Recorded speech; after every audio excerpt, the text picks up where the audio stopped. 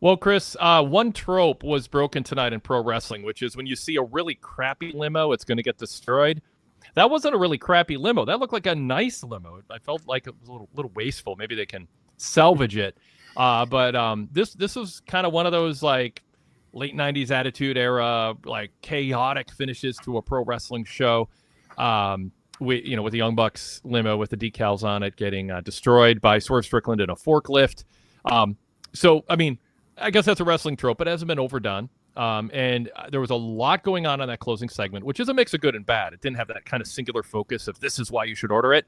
But it did feel to me like this exciting crescendo where you're like, crap, I want to see how this all ends when the stakes are high and the matches take place. So kind of give me your macro overall thoughts on what you saw at the end tonight. Just in general, I liked the vast majority of what I saw tonight on this show. But I do think... Yes, definitely. The 2 hours just flew. But I do feel like a lot of the show kind of felt like it was repeating itself. And the closing segment kind of felt that way when you look at what they did with the Hurt Syndicate and Jet Speed and the Patriarchy. But the crushing the limo, I have to admit, I should have seen it coming, but I didn't.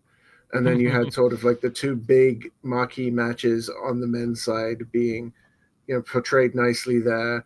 At the end, you're left wondering, okay, who's actually left standing? Because you can sometimes guess from who's left standing on the go home, who's actually going to be winning the main event.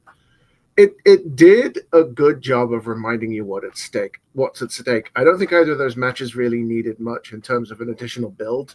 I think we're pretty much sold on those. But it did remind you just how important it all is and how, the whole locker room is coming together against Moxley and the Bucks at this point. So, yeah, it did do what I think some people wanted it to do. And if there was anybody on the fence, I think some of those people would have been swayed tonight. So let's talk about specifically the build to the world title match. What are the strengths and weaknesses, big picture, and then also with what we saw tonight? Like there was a little bit of me, a little part of me was watching Moxley just sort of walk away at the end and Hangman standing tall. And I'm like, did they do enough to kind of paint the picture of what does it mean if the Moxley title reign ends? What has it stood for and what will change if it ends? And what will it mean not just if Moxley's reign ends, but Hangman's reign begins? And this was more about chaos and I thought Moxley's promo early in the show was good. I'm going to take you to what Deep Waters basically. He used different language, but it was good. But I feel like it was maybe a little too generic. They're just selling it on. It's going to be a wild ass fight and it's going to be intense and you like Hangman and you're ready for Moxley's reign to end. But there wasn't a lot of layering or nuance or depth to like the actual ramifications. Now, someone defending AEW or who doesn't need that would go, I know what's at stake, but I'd like them to hit that a little bit more overtly. Yeah, I think the one thing that was missing was the reminder that, we haven't seen the world title for several months and Moxley has been running roughshod. I could have done with maybe a montage of all the people that the Death Riders have injured or put on the shelf. That might have helped remind us just how important that is. But I think what they did in leaving it ambiguous there at the end was not give you that visual of either man being down for the 10 count, which is, of course, what we're looking for with the Texas Death. So you can go into this not knowing who has the upper hand. They did mention Hangman's previous win over Moxley in the same type of a match. Moxley very wisely said, that was a long time ago. I'm not the same person. Yeah. And I think although the stakes outside of just being the world champion haven't really been touched on tonight, it did remind us that this is not just Hangman versus Moxley. This is the Death Riders and the Bucks against the Ops and Hangman and basically anyone who's willing to stand behind him. And we also did get Swerve indirectly helping Hangman, which is supposed to remind us that, these two still don't like each other, but Swerve has an agenda here. So there's been some sort of subtle table setting, but I think in a go-home show, you really need to be hitting people over the head with a sledgehammer, hat tip to Triple H. And we didn't quite get that, which, and this isn't to say they completely dropped the ball. I just think it would have been some icing to put on your cheesecake. So, what conjure up and what would have been better? Because could they have, like, you got Swerve and this big stunt thing with the limo. You want to end with that note. You have the All-Star Tag match packed with a lot of talent. There were times where I didn't literally forget who was in the match, but like it's like, oh, that's right, the world title, the world champ, and the world title challenger are in this, but so much else is going on. That again, that my critique is just and I understand there's practical reasons to do it. I always try to look at not just the shortcoming, but also what are you giving up if you try to make up for that, what I perceive as a shortcoming. And you do lose that, just what I framed it, this chaotic, exciting adrenaline rush, crescendo climax. Oh my God, I got to be part of this. So you lose that if you don't do it. But there's part of me that just thinks world title matches deserve to have a singular focus without a lot of other moving parts. And that's just what I'm sort of struggling with or critiquing a little bit, is was there a way to accomplish both, Chris? I think so. I think that's where they missed the mark here. Ideally, yes, the world title would be the focus, but I think at this point in Moxley's reign and with how he's carried himself and carried the title in a briefcase, it's not just going to be that, because it does feel like, you know, the identity of the company is at stake. And that sounds extremely melodramatic and kayfabe, but that's where they want us to go, right? They want us to feel like if Moxley wins, this title is still going to be in a briefcase. Hangman has been portrayed as, you know, the face of the company and the last great hope. There is a school of thought that says Moxley's going to win this one. This is AEW's WrestleMania, for whatever that's worth. And you'd like to think they're going to have, you know, the big name face win the title, but I can't get past the feeling that you've got a Darby Allin waiting in the wings. What could they have done?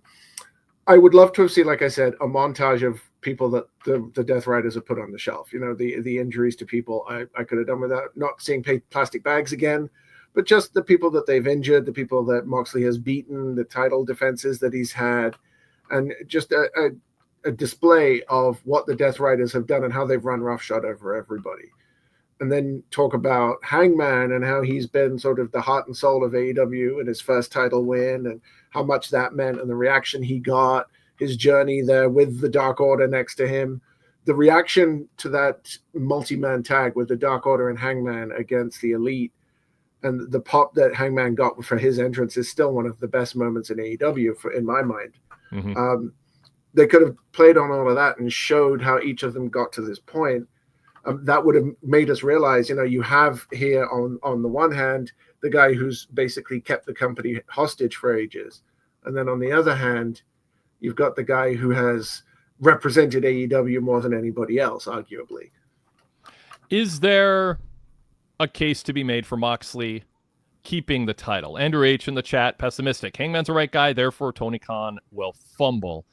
And there's another comment in there. Well, go ahead, Chris. Like, is there a case to be made for extending this with Moxley? Can you come up with a situation, or should this be the crowning of Hangman and the turning of the page? Because they're not super invested in the genesis of the Moxley as world champion story. Like that, they just didn't. I mean, it mentioned in passing at best the briefcase, the title, what the reign means. So to me, it just almost is forecasting. Yeah, we're not super invested in that. It's time to move on. Whatever we tried to do, it's that aspect of it. Trying to change AEW and Hangman coming to stop Moxley from changing it for the better. It just didn't make sense, and I think they kind of realized that. So now it's just, it's going to be a fight. Yeah, there is an argument, but I don't think it's a very strong one. It's been clear for a while that the fans are fed up with Moxley's title reign. They don't like the non-finishes. They don't like the constant group beatdowns and the run-ins. And they've done such a great job of repairing Hangman's image and making everybody get behind him. And he's got that fan backing. The vast majority of people want to see him win, even if they don't believe he will.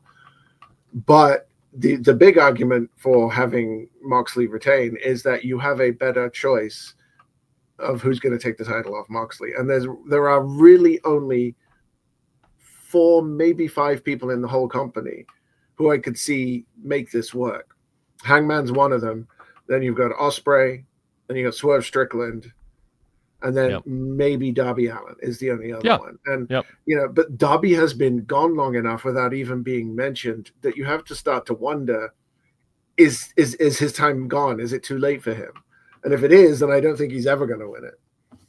Yeah. All right. Let's pause. Let's introduce ourselves and then get to some other topics on the show. We'll get more into the Bucks and the stipulation there, too. We focused mostly on Hangman going after Moxley's title. This is the Wade Keller Pro Wrestling Post Show on Wednesday, July 9th, 2025. I'm Wade Keller, host of the show, editor, publisher, and founder of the Pro Wrestling Torch weekly newsletter and the website PWTorch.com. Hope you're checking out our website every day with exclusive articles, hits and misses columns on the major TV shows, and pay-per-views and PLEs, previews, flashback articles from 5, 10, 20, even 30 years ago. My 30 years ago Raw reports went up over the last couple of days, which are fun to look back on. Also, my live coverage, my written reports on Raw, Dynamite, SmackDown, and PLEs. So we'll have a lot going on this weekend, obviously, with so many events. So check that out, including Let It Be Your headquarters for coverage of all the big shows this weekend. I also host a variety of podcasts. Some are VIP member exclusive, PWTorch.com/GoVIP to get full details on VIP membership. That's a way to support us and get the whole portfolio of our content on a daily basis. There are multiple podcasts per day. Some of them are the commercial-free versions of the free shows, and others are VIP exclusive shows, some that I'm part of, some that I am not. Again, full details at PWTorch.com/GoVIP. Full VIP membership, by the way, gets you access to an ad-free version of our website, which is really nice, both on desktop and mobile, and access to 35-plus years of archives dating back to the late 1980s, hundreds of retro radio shows from the 1990s, a doctorate education in professional wrestling history of 20-plus years of podcasts, and newsletters, almost 2,000 back issues of the Pro Wrestling Torch weekly newsletter. We've been doing it a long time. We've got great journalistic coverage, great team of writers and contributors over the years, and you can unlock it with a VIP membership. You will never be bored. You will hope for rainy days. If you're a pro wrestling fan and looking for pro wrestling coverage with integrity, we're independent. We have never worked for a wrestling company. While we've tried to cover it, we are not rooting for one side or the other. I come from a journalism background, and that's been the approach that we take is dispassionate, objective journalists. Objective doesn't mean not having opinions. There's people who think, oh, that's bias, because they misuse the word bias, to have opinions. We definitely have points of view and opinions on what pro wrestling should be. That doesn't mean we're not objective. We have opinions. But in terms of news reporting, we try to call balls and strikes with whoever we cover. And I think you'll find that throughout our history of coverage. Right now, by the way, on the VIP podcast feed, in the VIP Vault section, we are, for the last week and a half, posting our coverage of the Chris Benoit family tragedy. It just happens to have been 18 years ago.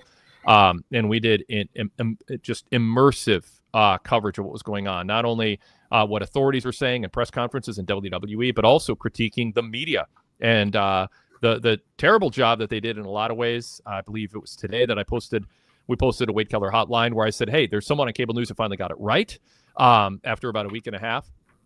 So if you're interested in that, tragic, sad moment in pro wrestling, but the coverage of it and the fallout, that's just, again, one of the examples of what we do here at PW Torch.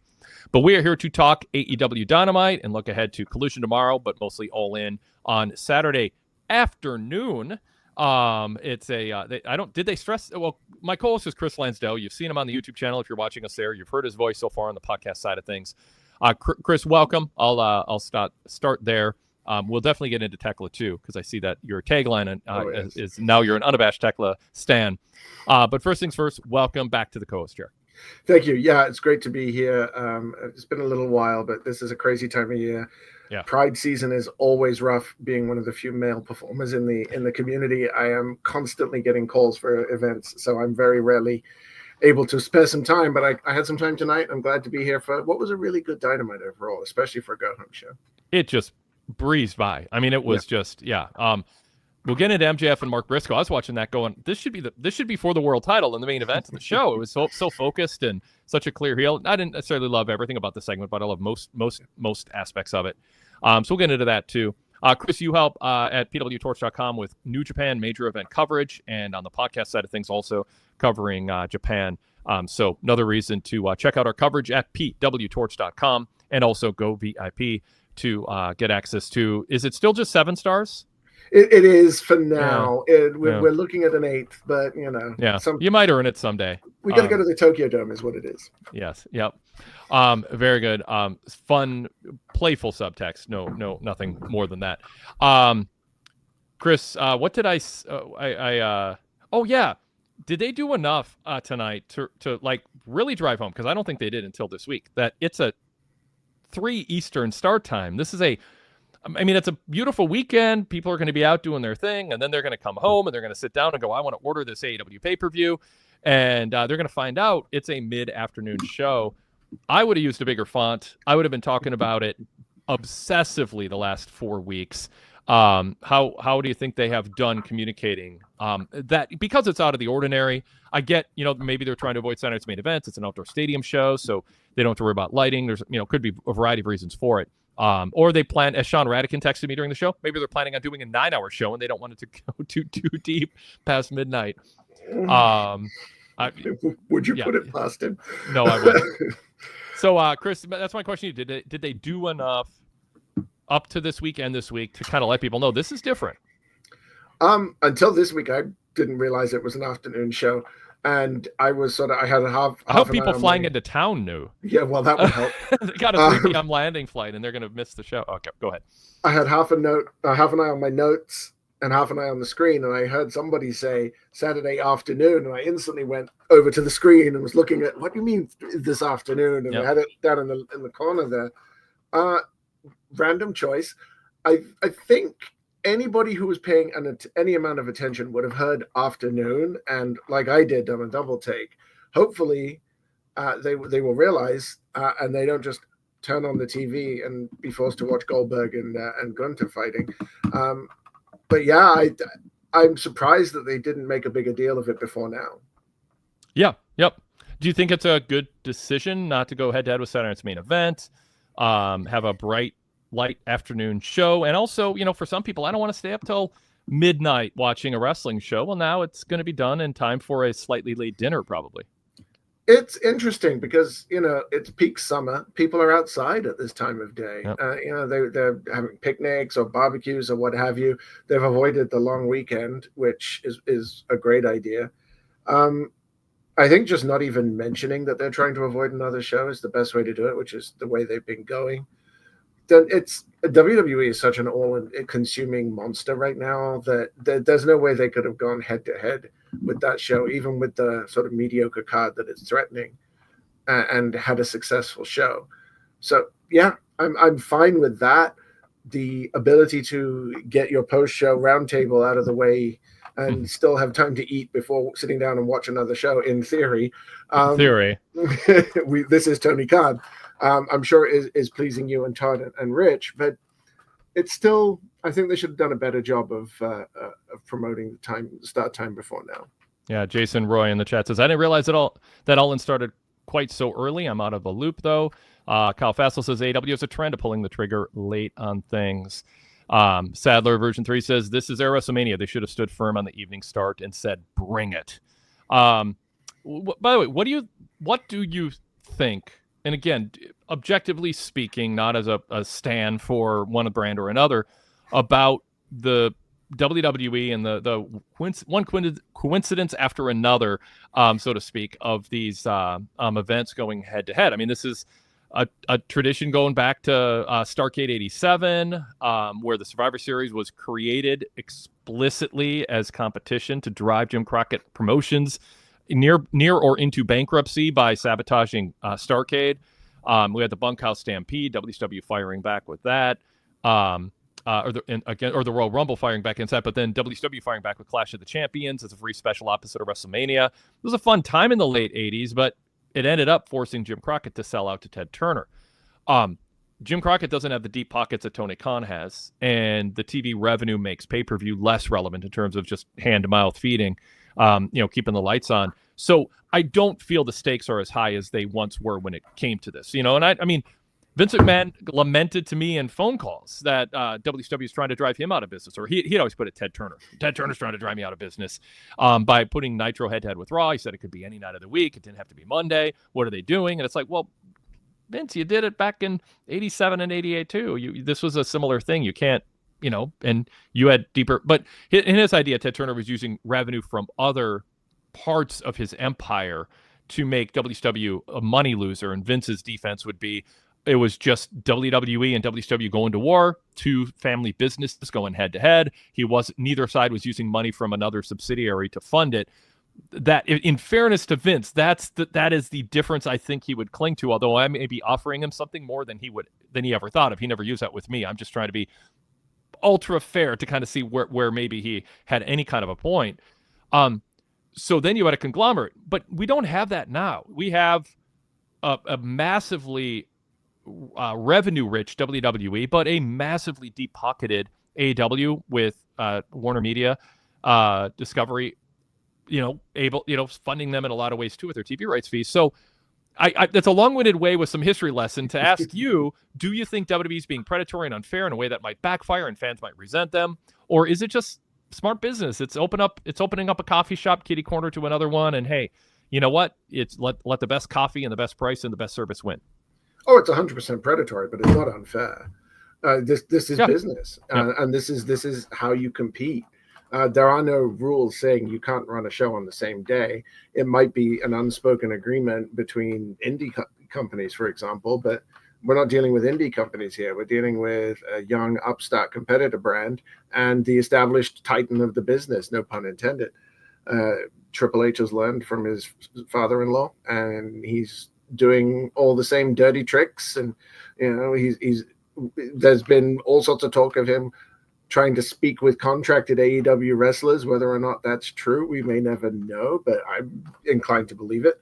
He's counter-programming, 100% he's counter-programming. He did it with NXT as well. And he's not going to stop doing it. So AEW has to figure out if they want to try and compete or if they just want to avoid the competition entirely. I think if they want to present themselves as the alternative, their best way to do that is to avoid that comparison, avoid the competition, and just run their shows. WWE is going to do what WWE does, and Tony Khan's best defense is to ignore them. Yeah, and I mean, it is costing WWE and NBC viewers by running Saturday Night's Main Event and Evolution. It's hurting ticket sales. And NXT, they're all getting hurt by running on a weekend where there are fans of both brands, and some people are going to see AEW All In as the one single must-see show of the whole weekend, and they've got things to do, family to hang out with, errands to run, books to read, who knows, social media to doom scroll through. People have other things to do besides watch wrestling. They're going to take a hit. There's going to be fewer people watching Saturday Night's Main Event after being exhausted from a 4 to 6 or 7 hour AEW experience that afternoon. There might be an overlap, even depending on how long it goes. And it's going to hurt Evolution. If Evolution had its own weekend, then they would have the attention to all of themselves. So it's not like WWE isn't hurting themselves somewhat too, but it's small. It's little, it's paper cuts or surface level cuts. And then AEW, I think Tony Khan just thinks, it's our big show. Bring it on. Mark Biscotti in the chat goes, Tony knows Goldberg's retirement is going to lose him buys. He tucked tail. Go ahead, Chris. That's a real hot take. Do we even know this is Goldberg's retirement? It could be really interesting if he wins the title, remember, whatever the heck that means. Yeah. I don't think we might have talked about that on the flagship with Rich Fan yesterday. I heard it. Tony knows that WWE, it has inertia behind it. Like, it is the status quo. People are used to tuning into their shows, and they will go out of their way to find them. AEW is still trying to find that foothold. So it's not like it's people have an equal choice like they did with Nitro and Raw. AEW is still coming up from behind, and they need to give people a reason to watch. And I guess he figured they haven't done enough to do that. Goldberg's retirement, the only reason I would want to watch that is to make sure he actually is retiring. Yes. Derek Hubbard in the chat says, WWE's counter-programming tactic has worked on me. I will be watching 2 different shows with a nice break in the middle. I don't know how much break you're getting. Moreover, it will cost me 3 Eastern. Science Main Event's starting at is it 7? Is it 8 Eastern? So I mean, there will be a little break. I mean, in all likelihood, there will be a little break for a decent dinner or walk with your dog or something like that. But he says, moreover, it'll cost me no additional money. Sadler Vision 3 just says, this is our WrestleMania. AEW should have stood firm on the evening and said, bring it. But someone else brings up possibly that this had to do with wanting a decent start time overseas. And so is there a chance that this is just to try to get some buys in England and Europe? Rizilla says, any chance early start time is in hopes of increased pay-per-view buys in England and Europe. I believe the 3 p.m. start time is around 8 or 9 p.m. in London. It's 8 p.m. Yeah, so, I mean, I think that's, you know what, even if it's not the main reason, it gives, it's a cover story with some benefits, if that's the case. And again, then it just comes down to how much is he giving up in the United States to gain something overseas, if that is part of the strategy. And I think that might be a good point, because All In was held in London the last 2 years. Yep. And the only reason it's not there this year is because of Coldplay, as if I needed more of a reason to dislike them. So that it could just be a carrot thrown in their direction, right? Like, here you go. This should be your show. We're going to start it in the afternoon on our side of the world so that you can, watch it at the same time you would have done if you'd spent the money to come and see it. So, yeah, I can see that being likely. Yeah. Okay. So back to the content of the show. Let's actually just wrap up, because it was in the main segment at the end. The Bucks and Ospreay and Swerve, the limo getting destroyed. The chat not impressed overall with the throwback trope of a limousine getting destroyed. I guess it was a Chevy 300. I can't remember the name. That runs somewhere used around 40 or new around 90,000. It might be repairable. Just little factoid there. I don't know what year it was or what kind of shape it was in or what kind of deal Tony got. It's more, I mean, it was pretty, if it's a cosmetic injury, that was not just a windshield. That is complete destruction of the roof, and then probably some undercarriage destruction too, or damage. Probably headed for the junkyard. So how do you feel about the job? We talked about the world title, maybe not being enough of a focus of Mox Hangman in this final push. What about the stipulation of the Bucks losing EVP status versus Swerve and Ospreay losing a chance to get an AEW world title shot? I wish they'd be, maybe it's only me who got a little bit more than a little bit confused last week, because I thought it was like they can't win the AEW tag team titles, but I wish the language was neither Will Ospreay nor Swerve Strickland can get a world title shot for X amount of time if they lose. Like, be a little more explicit, and then get more into what that means. Like, I want a kind of a ESPN panel, NBA and TNT panel discussion by the announcers going, my God, is it worth it? Was it worth it for Swerve and Ospreay to put that up? Yeah, the Bucks are annoying, but at least you have Tony Khan to keep them in check. But is it worth risking not being able to go after Moxley if Hangman comes up short, or not being able to go after Hangman if you want to become world champion? Do you really want to have the equivalent of, it's like being out with an injury with an Achilles for a year? Like, there's three top players who wanted to win championships next year who won't be playing next year in the NBA because of Achilles injuries. And like, that's essentially what Ospreay and Swerve are doing. They're giving up about a year to be able to win a championship. So did they talk about those stakes enough, and really what there is to be excited about if the Bucks lose their EVP status, besides being sort of annoying? I've gone back and forth on this. It's a good way to get rid of that title that I know you've hated from day one. But also, if you look at it, Will Ospreay has been in the company for just over 18 months now. And he's had, I believe, one world title shot. So waiting another year, he's already had one in 18 months. Waiting another year for one doesn't really seem like that big of a threat. What I think they could have done is play more on the fact that look, Ospreay and Swerve are two of our best hopes to beat Moxley if Hangman loses. Yep. Is it worth it for the company? But on the other hand, the counter argument to that is the Young Bucks have the ability to just keep throwing matches at Ospreay and Swerve. Sure, Tony Khan can give him a title match, but then the Bucks can also give them 3 other matches on the same night to prevent them from winning the title. So they have to get that power to mess with things out of people's hands. Now, of course, this is all my sort of extrapolating on what they've given us, and none of it has been said out loud, which is the problem. But I think they've got to be careful with being too explicit about what's at risk because of all of the inconsistencies in the logic leading up to it. So, the Bucks, what could the Bucks have done? That's a question I want to ask. Could AEW have done something to create a better sense of specifically what will stop next week if the Bucks lose, besides having a decal limo and being obnoxious for a vignette here and there?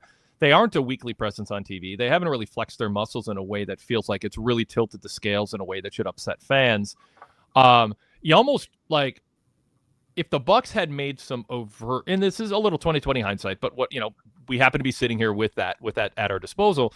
Had the Bucks been making a threat about what, something that they were going to do in the future, and then that seemed ominous or something the fans would be against. And I'm just spitballing, workshopping here. I don't really know what that would be, but just something more tangible than just, they lose a title that gets mentioned, but it's not tangible. So again, I'm just kind of looking for ways. Is there a way to pull people into a story where the stakes feel more than just tacked on? And it feels a little tacked on. I mean, they have kind of done that, right? Like they messed with Swerve and Ospreay the other week and moved their match up in the card, and they've been sort of bullying people backstage and telling them off for showing up late or what have you. And they've just been like, they haven't done anything like putting themselves in a title match and then cheating to win the titles. They haven't gone to that extreme. They've just been annoying and an irritant, and that's they could have done a summary of that. But I think because the Young Bucks don't show up as often as they could, when they do show up, people remember it. And people are going to go, no, wait, I do remember all these things they've done. And yeah, I do want them to lose that title because, well, they can still be arrogant, but they don't have the power behind it to back it up. And someone can just walk up to them and slap them in the face. So Mark Biscotti says it's silly to spotlight the Bucks EVP roles, which are just on paper anyway. It's up there with Jericho spilling coffee to start a feud. It feels irrelevant. Ramen Noodle says, I'm pretty sure Ospreay and Swerve lose, and they use this to bolster the chase for the new combined International Continental Championship to give it some legitimacy. And King of Strong Spout says, having your two top baby faces not be able to go for the main title because you don't know how to book it is insane. So a few chat comments there. Chris, I give you points in terms of credit for pointing out the Bucks did do some tangible, specific things weeks ago. Maybe a little bit more recent, or highlight that. And again, it comes down to kind of announcers discussing it too. Just like have Taz be uncharacteristically fed up. Like, this is, ridiculous. Whatever. Just pick somebody and give people hope, because the stakes then feel higher. You want to pull people into this world. I don't care if once the show ends, that they're thinking, oh, wrestling is all booked and staged. But in the drama of the moment, you want to be immersed enough to think the stakes are high and you're pulled in. I just think they kind of made the stakes, but I think even Swerve and Ospreay not getting a title shot is a bigger deal. And part of my issue with Excalibur's announcing is he's sort of he checks the box as he runs down things, but it doesn't feel like there's emotions attached to him as he checks the box of what we need to talk about. And I wish, and I didn't hear it tonight, that Excalibur was just like, the stakes are high in this. Can you imagine if two of our top stars cannot go after the world title, and was it worth it? And but then have Tony Schiavone or Taz go, yeah, but wouldn't it be great to not have the Bucks, and then list what the Bucks have done and what they can do? I just don't think there was enough of that. So if I'm to critique it, I would take some of that over just the chaos of a limo being beat up. I do think that's a possibility, but we also have to remember that they only have 2 hours. And every suggestion that we're making here would add time to the show, unfortunately. And how are they going to get in their snide little comments about something Jones, or referencing ECW stuff, or letting Don Callis attack someone else? Like they have to get all of those little snide comments and backstage jibes in their commentary to make themselves happy. So yeah, I mean, I'd like to see all of this, but I think this match and the main event, because people are so engaged with the storyline and the hero's journey, if you like, they didn't really need any more. Fair enough. Let's and the chat is lighting up with some thoughts on this, Chris. Let's see what they're saying. Derek Mitchell says, have Tony Khan come out and say he waited a year to see the Bucks lose their EVP roles and say what would happen if the Bucks lose their EVP stature. You lost me at have Tony Khan come out, I'm afraid. fair enough. Fan Blast says the easy thing to do would have been to just have Tony Khan, he's losing again here, come out and say they're putting the EV titles on the line because he remembers what they did to him and he simply says so. Let's see. Zach Barber says, PWTorch contributor, by the way, he'll have his feud tracker up later this week with a pay-per-view preview. He goes, the EVP Bucks shtick has been dragging for a year. Time to put a bow on it, Wade. Well, it's not up to me. I'm just watching and commenting. But I think I have safe security from getting beat up. I'll take credit for that. King of Strong Style says they haven't done enough to make people so sick of the Bucks being EVPs that you want them to lose it. And that is what I'm getting at. Just, if you're going to do it, go all the way with it. Really, really make it, make people think this is going to be such a different world without them, or at least a more pleasant world.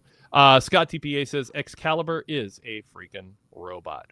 And sometimes that's, what it comes down to is I'm used to Jim Ross, and just being, or Lance Russell. I mean, the classic announcers back in the day, they were just so invested in what was happening. Just felt they were going to lose sleep if something didn't go the way of the baby faces or, whatever. So, get that vibe from the announce team. Shivani gets there sometimes, and that's, I think, why he's there, to provide some emotion and human traits to the Excalibur robotic check the box, here's what we have to say, because that's a stipulation type approach. Obviously Excalibur is serviceable and has some positive traits, but moments like this and shows like this is where it kind of drops off. But would it displace something to have the announcers talk about a little more? I guess if you had a slightly slower paced main event, or you cut out one of the matches that didn't need to be on the show to have the main event actually be a little longer with some breathing space, you could have done it. And those are choices that are made. So anyway, let's shift to talking about Toni Storm and Mercedes Moné. It's confusing enough about when the show starts, in what time, but then Mercedes is saying Sunday, and then had to correct herself and say no, Saturday. Not great.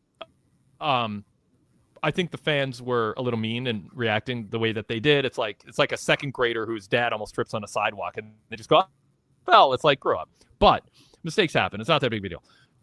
But Mercedes is a heel, and so in a way that's good, but mostly it's bad because it just took the emotional momentum away from the dynamic, and suddenly Mercedes had to no-sell the crowd chant. Toni Storm had to kind of try to get people back focused as they hit the crescendo in what I thought was a good segment. I thought Mercedes was some good, some bad, but Toni Storm knows who she is, and if you're into her, and I think most people are, but not everybody is into her act. I thought this was a strong event for her. Chris, what did you think of that face-to-face? I liked 95% of it. Yep. I think Mercedes is still going to have glitter on her arms on Saturday, whether she likes it or not. There is no getting rid of that stuff. That was the worst looking champagne I've ever seen in my life.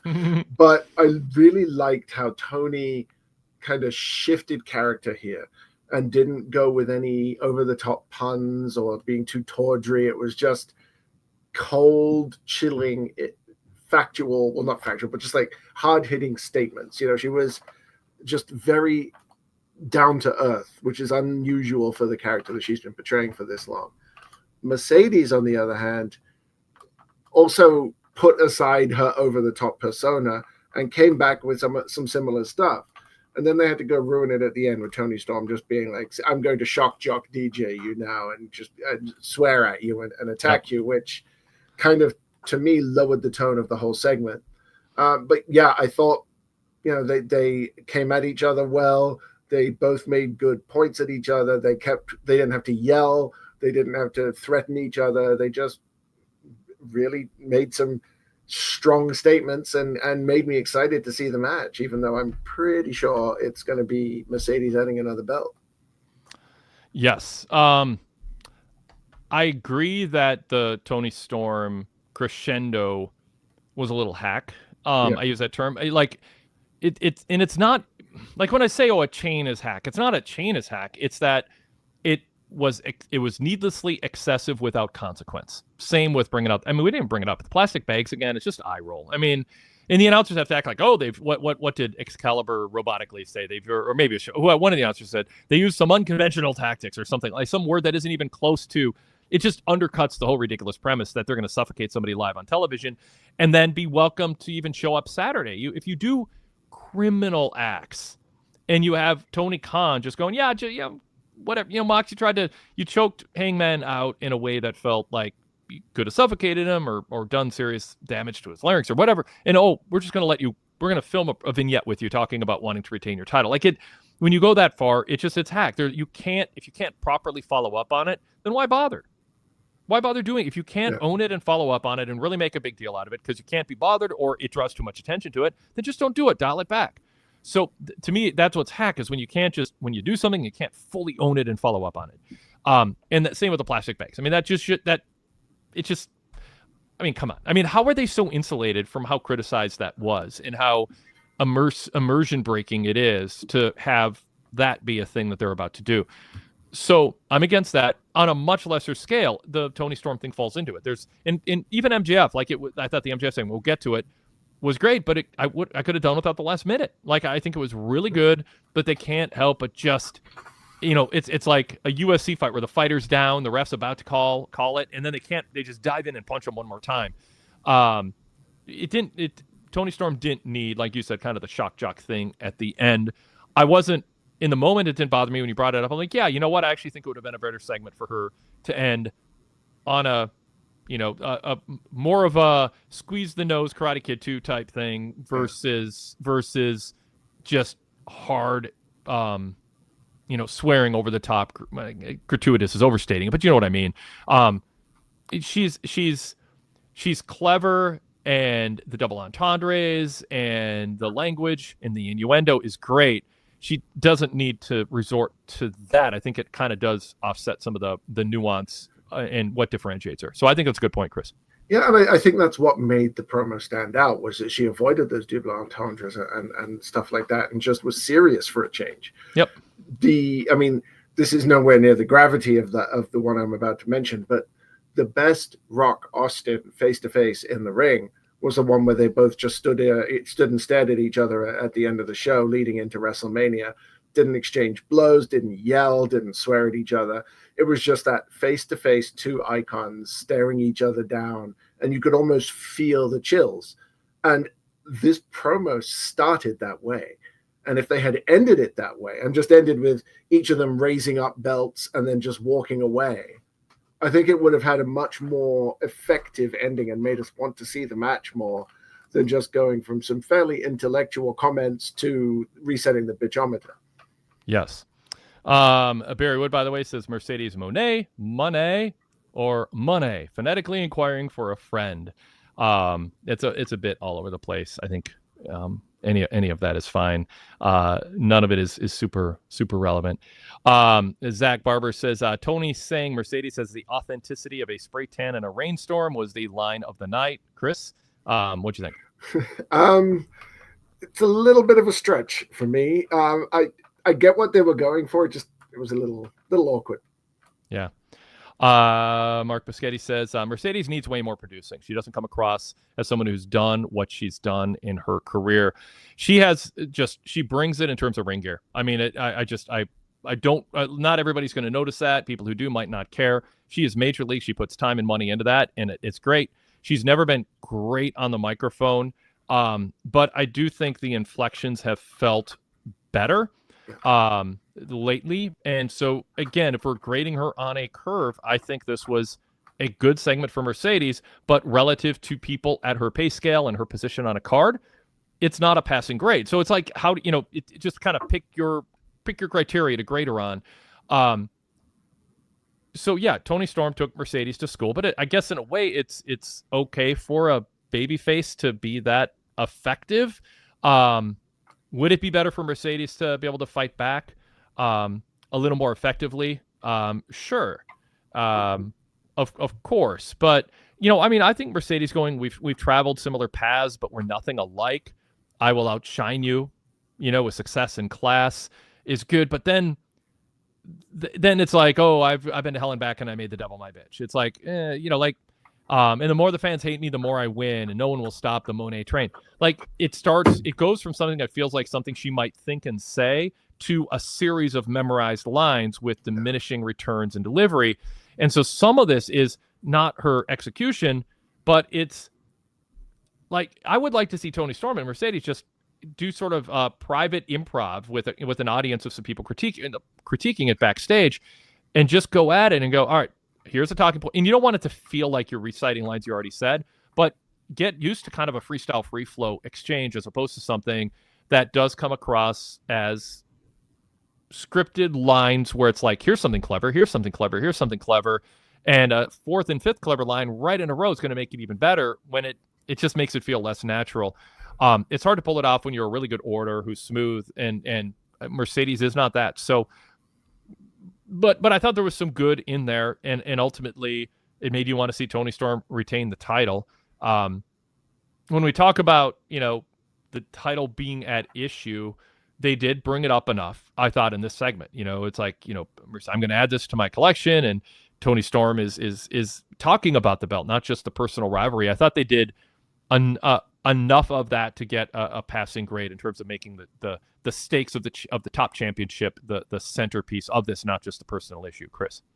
Yeah, I think they did rectify that one problem this week where Tony basically said, nice belts, mine's better. And Sasha obviously agrees. Or sorry, I called her Sasha. That's the first time I've done that in a while. Mercedes obviously agrees because she's going after it. She wants it. And I'm glad that they went there this week. Mercedes, she's the opposite problem to what a lot of people had, where she's only good after the bell rings, because the matches she's been having recently have been phenomenal. Ever since she had a couple of matches on New Japan, she's just found another level that most wrestlers in the company can't hit. And I think this weekend's match is not going to be any different. They just need to find a way to make it sound like she isn't singing her promos, because it comes across so sing-song. There are levels to speeches and presentations. I mean, I do a lot of it. I'm a pretty good speaker. And the first level of getting good is being able to wing it off bullet points. The second level to being good is to not need them. But the top level, where you become an excellent speaker, is to read a script verbatim and have nobody know you're reading a script. And that's where she's falling down. There's nothing wrong with having a scripted promo, but she just makes it so clear that it's scripted. And you hear this a lot from people who are fairly good public speakers, but when they're reading off a script, their tone changes, their delivery, their pace, everything. And she just always sounds like she is reading off a teleprompter. The key, public speaking, the key is when you're reading a script, if you're literally reading a script, is you have to say the words after you read them, not as you read them. Yes. So the word, you see the words, you put them in your mind, and then you say them from a different part of your brain than the reciting of them. And at the same time, you have to be reading the next words. It is that and then reciting those while you're memorizing. It's complicated, and it's not very few people can pull it off to the degree that you're saying, and wrestlers are asked to do that a lot. And so there's a bit of a curve just based on that. Okay, let's see. There's some chat comments here on Mercedes and Tony. Let's jump in here. King of Strong Style says, I'm still shocked they didn't just make a title for title and give it some more spice. Well, we have that in Okada Omega, and it's not like they're merging the belts. I think Tony still wants the two separate women's titles. King of Strong Style says, I want to see this match to see if Mercedes wins with a roll-up like she's been winning. Well, that was Tony's thing for a while, so maybe I know that's what they're going for. That's what I was thinking. Yeah, pausing, kind of thinking that. King of Strong Style says this is a standalone segment. Was okay, pretty good, but overall the build has been terrible. I don't see any way Tony wins. They didn't create that doubt. How could they have done that, Chris? And should they have done it, or do you kind of? I mean, I don't know. How do you evaluate that aspect of this? I don't think there's an obvious way to do it because I don't want them touching. I don't want them in the ring together. I want to see this for the first time when the bell rings. If you look at Toni Storm's last 12 months and think that she has no chance of winning, I don't really know what you could do in the space of a 3 to 4 week build to change that. Well, actually, it's been more like a 7 week build. And I remember when the Owen finished, I was on that show and we were saying, this is too long of a build. Like, how are you going to make people care this long before getting to the world title shot? And they've managed to do it. But I don't think once Mercedes started collecting the titles, I don't think there's anybody who thought, yeah, Toni might win this. So, yeah, I mean, Toni said Mercedes deserves all her titles except for the one she holds. And she's going to go down as a woman who couldn't win the big one. I mean, I think that checks that box. Yeah. I'm going to win. You're going to come up short. Your reputation is going to be you couldn't win the big one. That came right after a more heavy statement about none of us have legacies because we'll die and then be forgotten. So all that we really have is one moment when you look me in the eye and realize you fear an ordinary life, but I only fear an ordinary death. Great line, but I don't.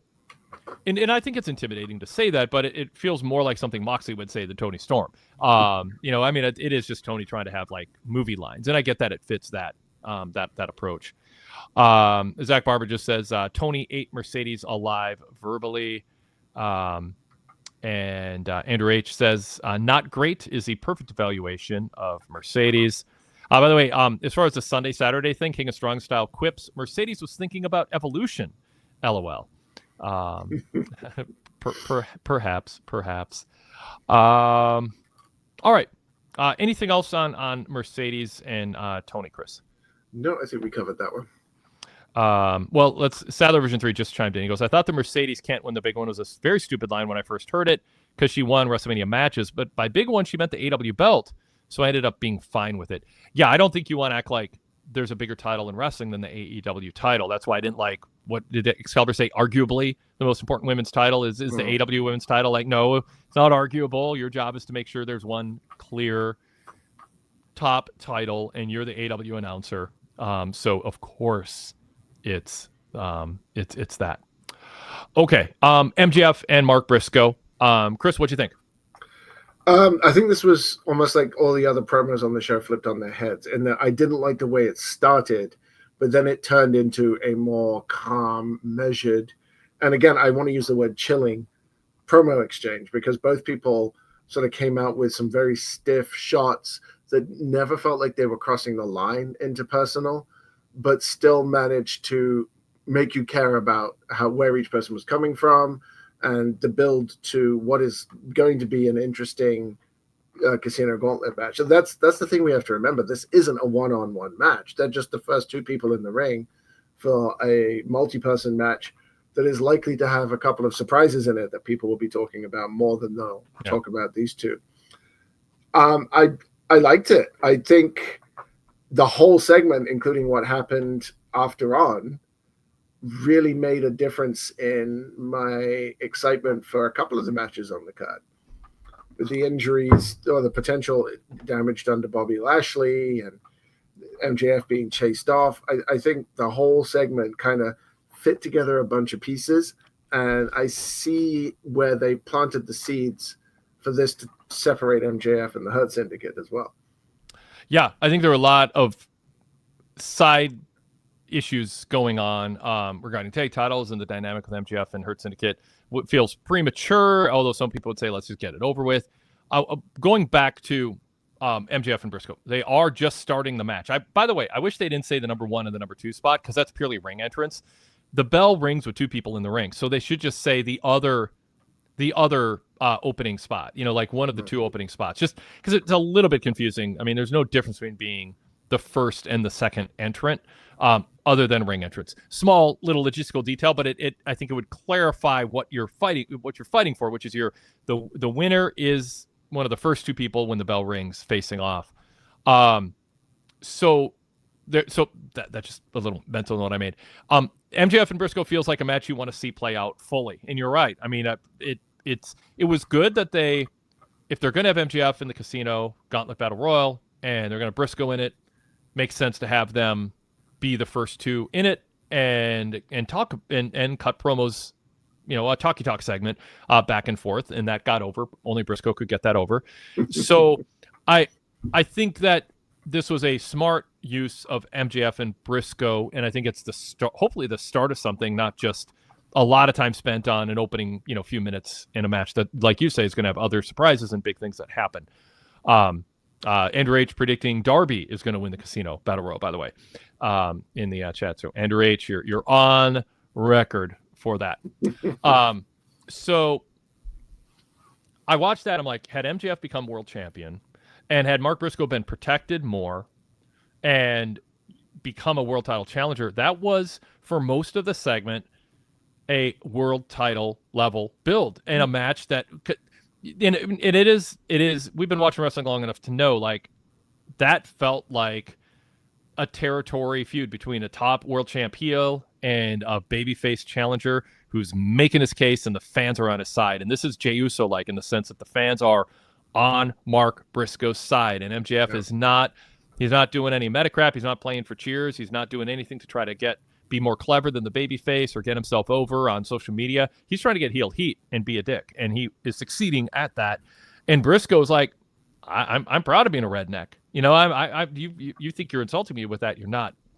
So I thought this was a really good modern day segment that also is timeless. You could drop most of that segment or all of it into a territory promo in 77 or 82 or 89. I'm so good for that. But when it came to Jay Briscoe and talking about the dead brother, I felt like it was two-thirds too much.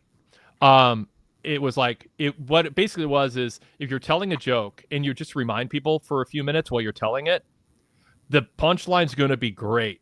And then you tell more, the punchline, just wait, the punchline's going to be great. And then you get to the punchline, you're like, well, okay, well, yeah, that was good, but man, it was like, that was a long journey, and you told me how great it was going to be, and now it didn't really surprise.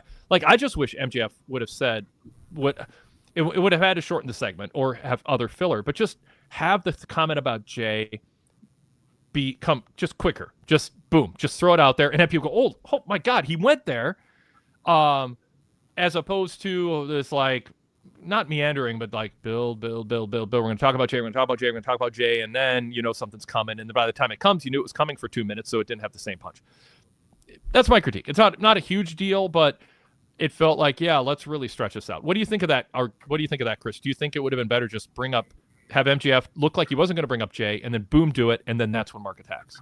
I don't think they needed it at all, honestly. Well, that's a fair case. Yeah. So the one line from this promo that I think it's probably not going to stand out to people like it did for me, but when Mark just very calmly said, "Yeah, I know what you're going to do next. You're gonna talk about my brother, and I've been preparing for this all week, so let me have it." That just, for me, that hit perfectly, because we all think of Mark Briscoe as this goofy redneck idiot, and he's anything but. He might have shown a bit of that later on in the show with his backstage segment where he got so heated and over the top that he forgot his lines. Yep. But I just thought that one line really made me take that promo and think, wow, did they ever miss a trick here with Mark Briscoe? Yep. Derek Mitchell says this isn't the first time they mentioned Jay Briscoe, because Jericho mentioned Jay during their feud. Let him rest in peace. You can make the case, it's just tasteless, but it's also part of Mark's history. It's something that a scumbag heel would go to. Artistically, I just wish Mark would go, is this where you bring up my brother? And MJF's like, well, I wasn't going to bring your brother, but now that you mention it, boom, boom, Mark attacks him. Just, got one line. But everything else, just have it not seem like, oh, you're not going to believe we're going to go there, and we're going to spend 2 minutes going there, but we're going to pretend we're not. Like, that felt a little overdone. But I don't want to focus too much on that, or exclusively on that, because I do think the talkie talk thing works perfectly. The crowd ate it up. And MJF just being disgusted by the fans chanting it. It was, his reaction to it is great. Briscoe leaning into that and leaning into being a redneck, and just, he is unabashedly authentically, unapologetically himself. And I think that's something that people admire in people, whoever you are, as long as you're not hurting other people and, you're not just, being a jerk. Just be who you are. People are different in this world, and don't take things personally. And, if you're proud of who you are and someone tries to demean you, Mark standing up for it is good. It's an inspirational message. It's not about morality. It's just about being likable and authentic and relatable. And in a way, a role model, because it's like, well, if he's proud to be a redneck, I can be proud of who I am. And so I think that's why the crowd, it's one of the reasons the crowd's reacting to him is that set of traits. So, Mark, I think, could be, and I didn't expect to say this early on, but I think he could be an even bigger deal. And I'm glad that MJF recognizes that Briscoe's at his level in a way, like he's worth his time to do segments with. So I hope there's more between those two. Let's expand, as you did, Chris, though, other things going on here. Kind of like the closing segment with a limo and the two main event matches, and then other side players all involved, and plastic bags and all that stuff. It was like Eric Bischoff told me in the Torch Talk long before he told the story in other places, about 15 years ago. He's like, more 18 years ago. He's like, I told Diamond Dallas Page, every time I see you, there's a new layer of something on you. Like, strip it away, take it all, just be one thing, not all these other things. And Dallas Page, Bishop told me the story, and DDP told me the story, both very similar. And he's like, it was great advice from Eric, and I was covering myself with all this stuff, but really when DDP got over, all that extra stuff was stripped away. And so that's kind of what I'm going for with AEW. It's like the end of the Tony Storm interview, the end of the MJF interview, the plastic bags, in addition to a chain, in addition to a forklift. It's so often more than it needs to be. And I think we saw that too here with a lot going on. If it was the only segment where the lot was going on, it's good. But I think it was the things that were going on were potentially good. We have to see where it goes, Chris. But it was so many segments had so much going on that it felt like it would have been better just focus on one thing. So, but what did you think of the other things? What stands out to you? You have Jet Speed, and then you have the Patriarchy, who are heels attacking heels, right? I mean, yeah. So now it takes something away from Jet Speed, because now Jet Speed are going in.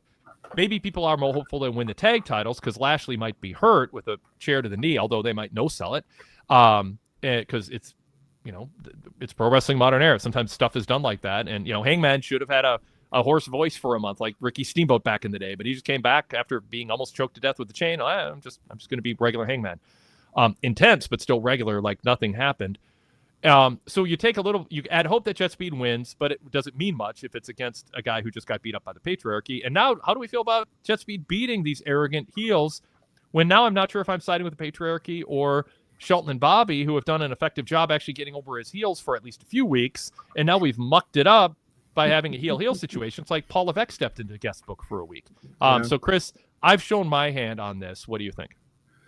I was up and down on the way this started, because at first I'm like, why are we having a heel team facing a heel team for the title with a shoehorned in face makeshift team?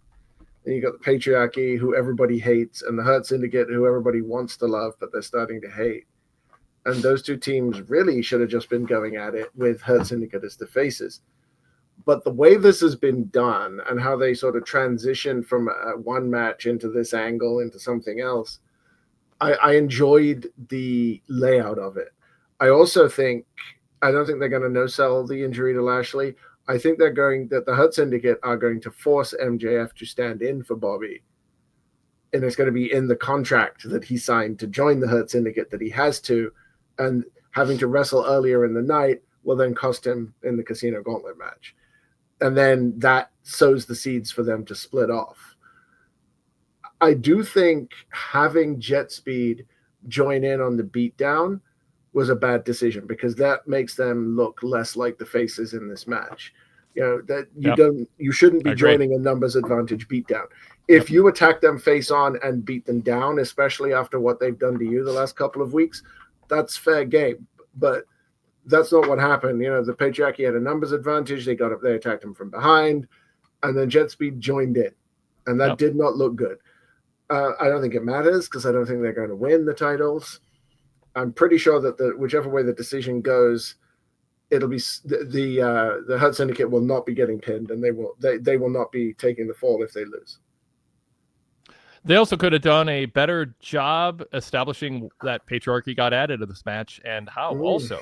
Derek Mitchell says, if you didn't watch last week, how did Cage and Wayne get added to this three-way match, and why would it not be FTR, which FTR and brought up earlier. They're like, Stokely's like, shouldn't we be in? I mean, it's fine to complain, but so I would have been much better off with Jet Speed 2-on-2 against Hurt Syndicate.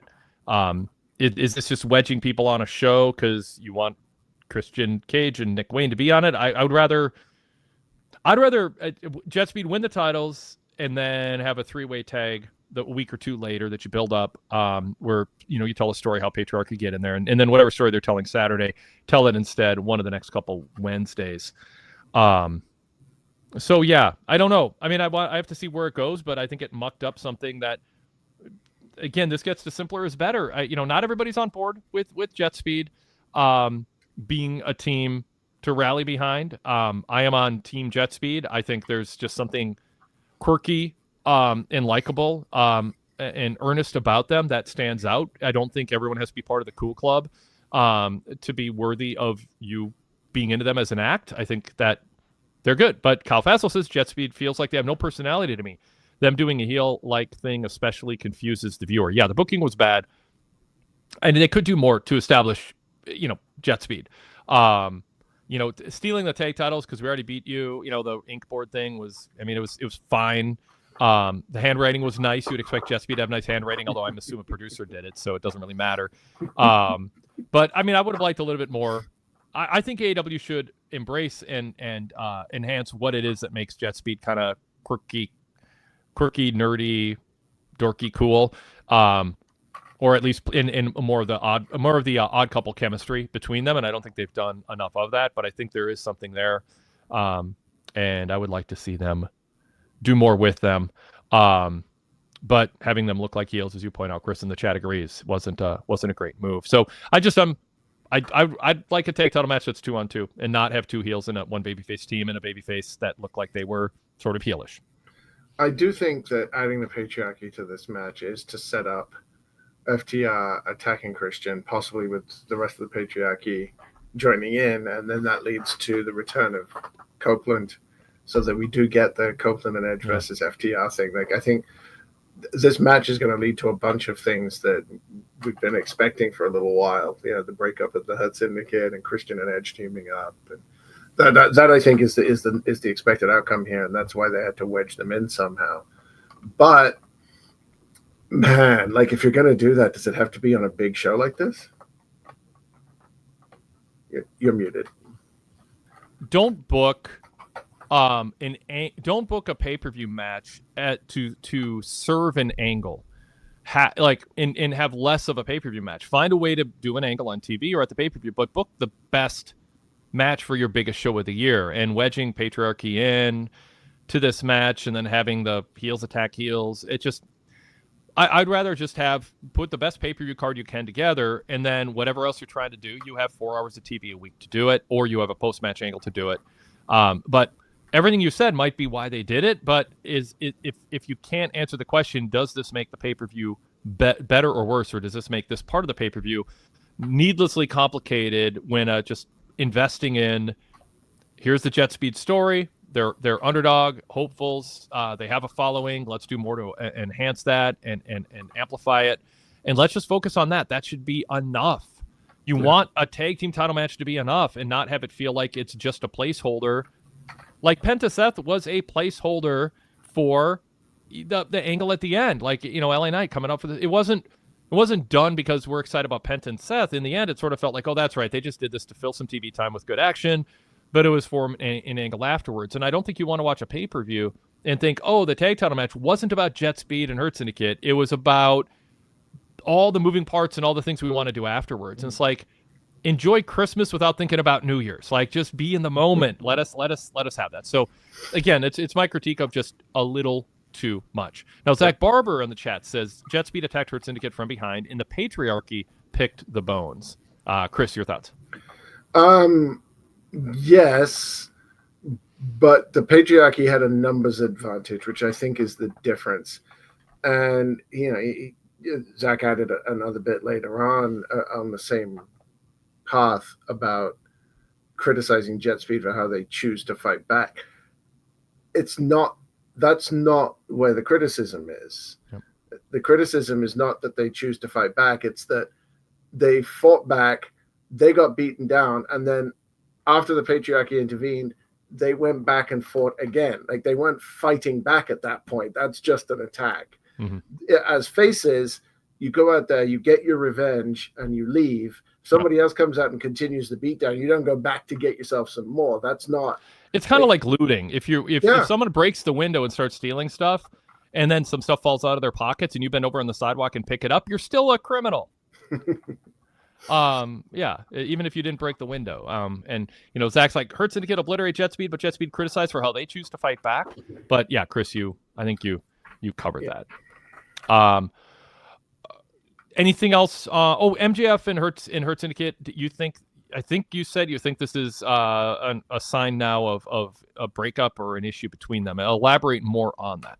Yeah, I think that MJF signed a contract to join the Hurt Syndicate, which I've never seen before for joining a faction. And I think there's going to be some fine print in there that says that he can be forced to stand in Freebird rule style if one of them is injured and there's a tag title match or something. And he'll come into the match, he'll tweak a hamstring or something, get injured, and it'll cost him in the gauntlet. And then that'll be the catalyst to breaking up this odd pairing that nobody really understands. It might be a little soon, but I think this is definitely going to at least set us on that path. You're muted again. Yep. I always get a big flash on the screen. You don't need to tell me. As soon as I talk for a second, the screen flashes with a muted symbol, and I correct it. Unless I'm looking away, then you have to tell me. Ramen Noodle, and that's twice in a show. It's been a while. Ramen Noodle says the whole segment will work better if Jet Speed wasn't involved at all. Patriarchy needed the spotlight anyway. So back to that, just a comment from Ramen. And Zach Barber, by the way, is satisfied. He goes, I'm with you now, Chris. So you did a good job there. So where is Hurt Syndicate as an act if you're Tony Khan? What's your goal 3-4 months from now, going into the fall and winter? Like, what do they have? What would make sense, and what's the best landing place coming out of this? It's tricky because you've got two huge men who throw people around for fun.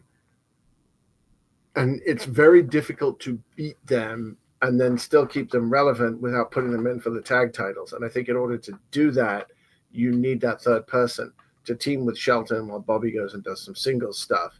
Bobby can go after Adam Cole or Kyle Fletcher, whoever ends up winning that.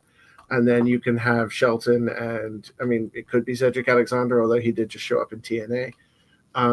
Whoever they end up putting in there, Lee Johnson is a possibility as well.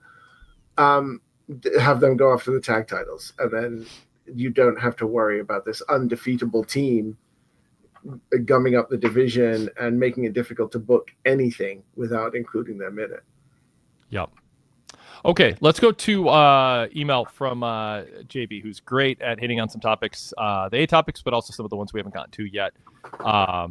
And if he doesn't clean up everything, then we'll bring up like Gabe Kidd, for instance, and the women's match. But JB from Detroit says the fan support for Tony Storm reminds me of the level of over that Rhea Ripley is in WWE. Despite the last-second flub, I thought Mercedes did an excellent job of being unlikable as a foil. I could have done with a few fewer bitches, but overall, I thought the promo did a fantastic job at highlighting who both wrestlers are, their journeys to this point, and what's at stake and all in. Probably a little higher on Mercedes' performance than you and me, Chris, but I think similar sentiment overall. That there was some a little bit too much, but the journey, as I said, I think that talking about their journeys and making it feel like an epic match, that's a big part of AEW PLE or pay-per-view history for the title were boxes that were checked effectively enough for me. I like the pivot for Mox the last 2 weeks, particularly in his first promo tonight, to focus on the Texas Death aspect of the world title match with Hangman. Mox is at his best when he's allowed to focus on something extreme and intense. And the more I think about, the more I agree that it made sense and adds to the match to include the stipulation. So yeah, what about that aspect of it? The Texas Death stipulation. Obviously, Moxley, that's his. I mean, he doesn't like vanilla ice cream. He wants nuts and chocolate syrup and caramel and cherries. It's just like the more the merrier, in terms of violence and gimmickry. And this was, typical for him. But has he sold it the last 2 weeks through actions with the chain, but also with his words and talking in so many words about taking Hangman to a deep end that he's not used to? Yeah, it's interesting. We all know Moxley is going to bleed because there's an R in the month.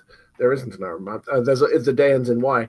But I wonder if this event went in Texas, if they would have done a Texas Death match. That's kind of what my first thought was. I don't really care for the hardcore matches personally. That's not my style. I understand I'm probably quite in the minority there, but maybe not. It's a bit weird to do the first match as a big stipulation like this, but it's only the first match between these two. In reality, it's like the fourth or fifth match of this coalition that's trying to take out Moxley, and I think that's why the stipulation fits so well. I don't hate it. I'm probably not going to enjoy large chunks of the match, but I have to watch because there's a very good chance it's a historic win and an even more historic pop for Hangman. Yeah. All right. JB also says, I like the contrast between MJF and Mark Briscoe. MJF is the entitled young guy born with a silver spoon in his mouth, and Briscoe is a blue-collar guy who isn't afraid to get down and dirty. I like how last week Briscoe embraced the blue-collar label, but vehemently denied being a bitch, and this week he embraced being a country boy redneck who's had to work hard for everything he's had. Briscoe cut the most unconventional white meat babyface promo that I've ever heard tonight. Briscoe's good. He knows who he is. We praised it before, and JB's backing that up. Next, he goes, I have to imagine that the time they've invested already in the MJF-Briscoe feud will continue after All In. Could they be involved in a blood and guts if it happens between All In and Forbidden Door? Yeah, they could also split them off. Chris, what do you think? I don't even like thinking about blood and guts. Yeah, I have a feeling it's going to be split off. Like I don't want to see this get extended a lot more, and it's always hard to shoehorn like one or two people into a blood and guts match. It almost needs to be like a war game style thing where you have factions facing off. But yeah, I could see it. It's a possibility for sure. Yeah. Kyle Fassel, by the way, just going back to Texas Death Match. Did they explain the rules of a Texas Death Match? Isn't it sometimes like a last man standing match? Yeah, it'd be good if they did a little. Well, yeah. The original rules for a Texas Death Match when I started watching was that instead of a count of 10, it's a pinfall or a submission, and then you have to answer the count of 10. Yes. But they quickly scrapped that when they realized how many times they were having people getting pinned or submitting in the run of a match without actually leading to the decision. Yep. So it is basically a last man standing now, from what I remember. Yeah, it would have been good to explain it. It's yeah. Just, there's a chain and there'll be violence, and that's the implication. Tony Khan did exactly what I was asking for this week and had Jet Speed look strong. I also like the Patriarchy looking strong. If Hurt Syndicate looked untouchable week after week, it would just kill the rest of the division. Ironically, with that being said, I think that tonight's events make it far more likely Hurt Syndicate retain this Saturday. I think, Chris, as you laid out, there's so many things that can be going on here. I mean, it's sort of like, Gunther and Goldberg. It's like, well, you could have Seth getting involved. You could have Seth and his team getting involved. You could have a cash in. You could have not have a cash. I mean, there's so many variations of what can happen. In this case, even more than that. It's hard to nail down and predict what's going to happen. I'm not ruling out Jet Speed winning and then something else happens completely separate from that.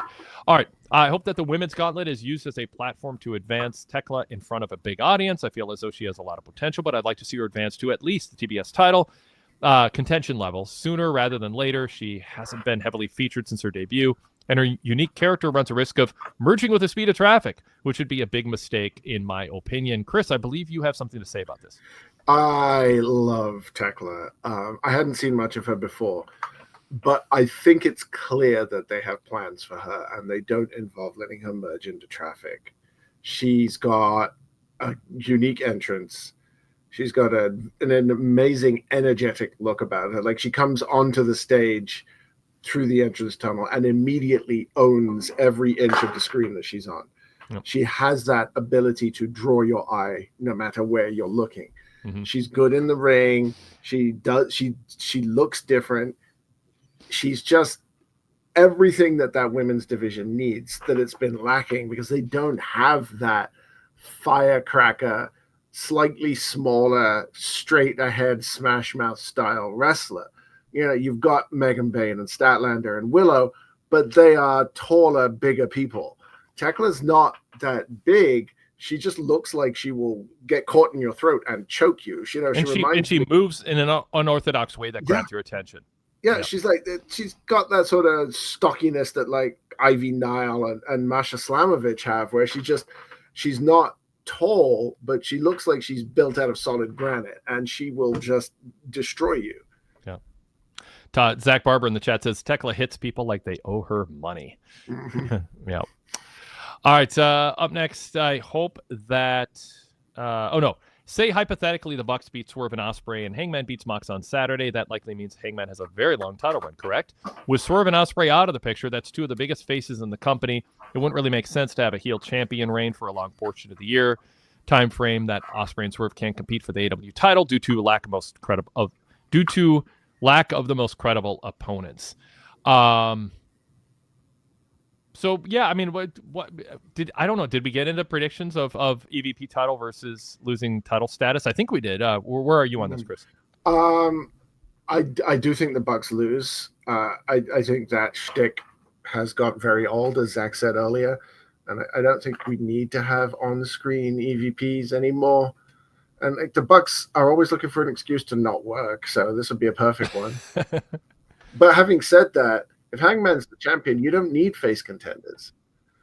The whole point of putting the belt on a face is so that some of the heels can now start challenging for the title. I don't know that there's an obvious one. If Okada loses this weekend, then he's got probably a good choice. You've got MJF, of course, is always a perennial contender. You could go Lashley, I guess, if you want to keep them heel. You could go one of Kyle Fletcher or Takeshita, but I'll talk about that later. But really, the top heels are pretty much affiliated with Moxley anyway. Outside of MJF, who's a big heel singles threat? Well, I think the challenge is if you don't have the obvious heel challengers for Hangman, at least eliminate the two people who clearly deserve it more than whoever the heel is who gets the shot. Mm-hmm. And that's why I think the Bucks are going to win. I think they're going to want to keep their EVP shtick, and they want an excuse for Ospreay, especially, and Swerve to not have a shot at the title, and delay it and build it up and make it feel like a bigger deal and a long time in waiting before it happens. And I mean, I think there's something to it. Derek Mitchell says, I still say the Bucks win with Ospreay and Swerve feuding. Ospreay wins next year's Owen Hart Cup and challenges the AEW World Champion to be crowned at All In London. In the meantime, they still can go after whatever happens with Okada and Omega's belts, although Jason Paul asked about that in the media Q&A this week, and Tony made it sound like, their belts aren't going to be melted together into one. They're just going to be, paper clipped together, and who knows? So, yeah. All right, back to JB.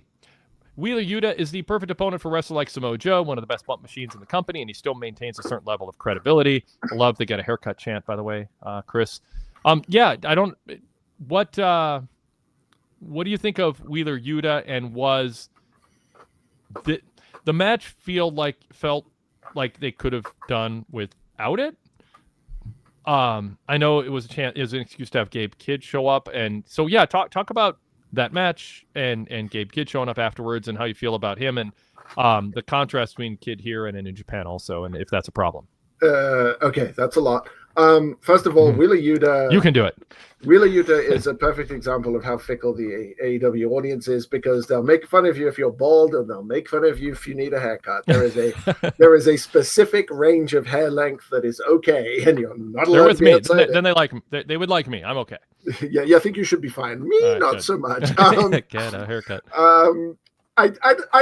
I like Wheeler Yuta. I wish they had done more with him when he came back from his run in Japan in the Best of the Super Juniors a couple of years ago. He put on a really good showing, much like Nick Wayne did this year. And he's got the potential to be sort of a mid-card needle mover who people want to see his matches. But I understand why they have him tucked away in the Death Riders. He's probably learning a great deal from those folks. I just think he needs a little bit more seasoning to be able to actually contribute outside of being the designated pin taker for the Death Riders. I definitely could have done without the match. I mean, it was there specifically to lead into the main event, but surely the main event doesn't need a lead in. You could have done it earlier in the show if that wasn't going to be the main, but it just felt like throwing it out there because we hadn't seen Samoa Joe wrestle for a while.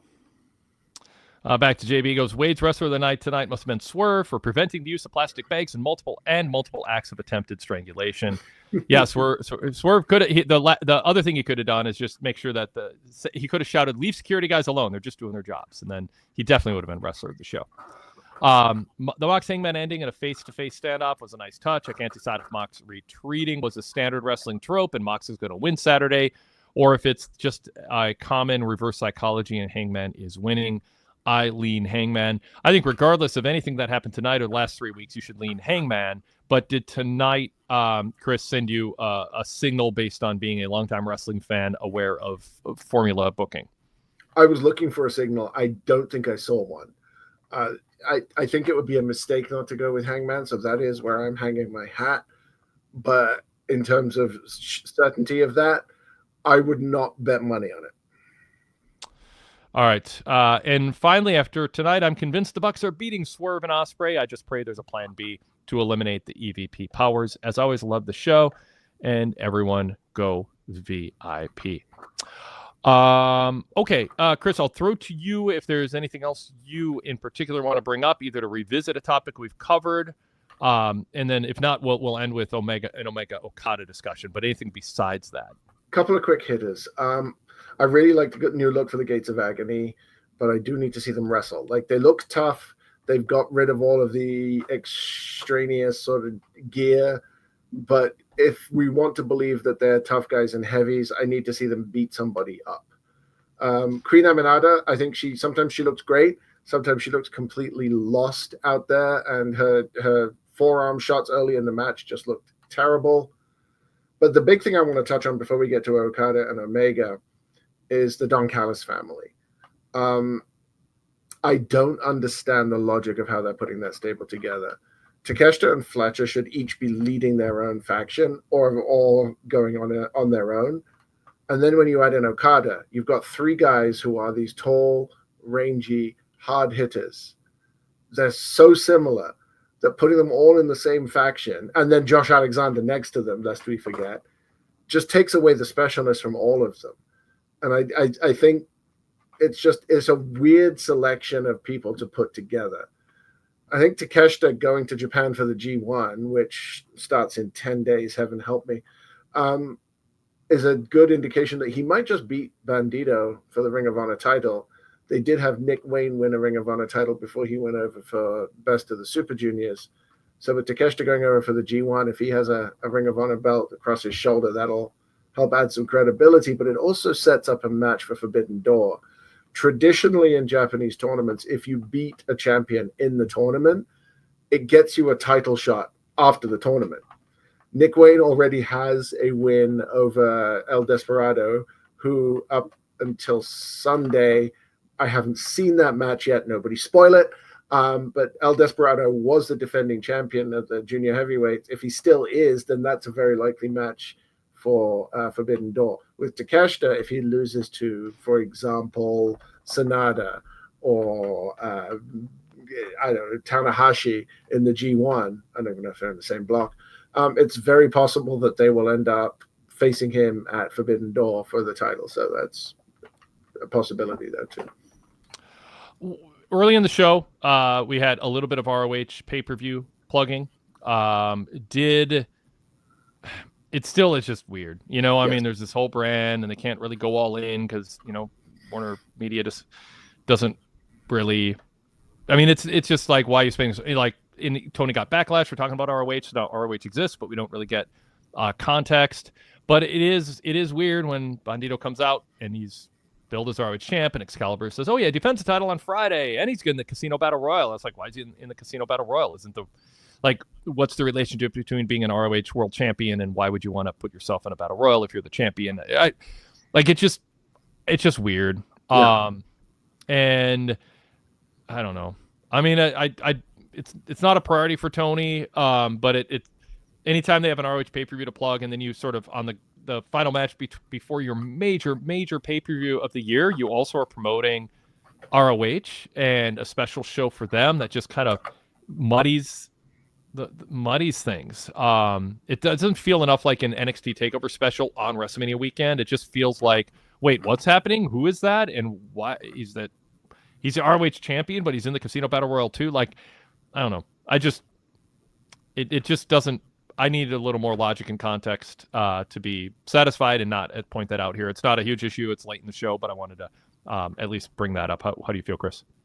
Yeah, I think they're in a weird spot with this Ring of Honor thing because it's got so much history behind it, and it is a brand that kept me interested in wrestling at a time when WWE was just boring me to tears and there was no option. Yeah.